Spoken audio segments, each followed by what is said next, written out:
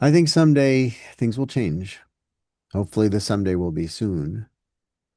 When people start thinking a little bit more. I mean, we're a microcosm of it. It takes time to implement changes.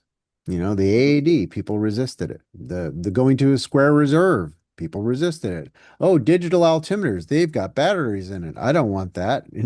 So there's always going to be, some sort of resistance if it's whether it's the business side of it resists because they're making money with the system as it is and they don't want to have to change, or it's the people being afraid of something new. I mean, I had some people, have them look at my line set. Do you think it needs to be replaced? Some of them I was like, whoa, yeah. So you think it'll last to the end of the year? If you don't jump it. Yeah, yeah. If you keep it in the closet, sure, it'll be great, but I wouldn't. You got to look, and particularly look at the areas that wear out. Just above your slinks, that area, the slider's beating it up. Even if you pull your slider down, there's a period of time where it's vibrating like crazy. The wingtip suspension lines up near the canopy. All parachutes should be inspected at those locations. Wherever it's getting interaction with the slider grommets at a severe angle or pressure, dynamic pressure. They Yeah. don't last forever. To be in this sport, you need to be a competent packer. Do you have to pack for yourself every time? No. But do you need to be a competent packer? Yes. Because people packing parachutes for money aren't looking at the wear and tear on your gear. They're not You looking have at your to. closing loop.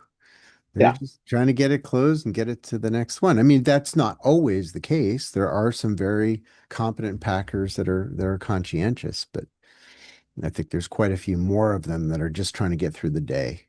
So it's Yeah. your job, stow those toggles yourself. Do it right. Get the twists out of your brake line yourself, right?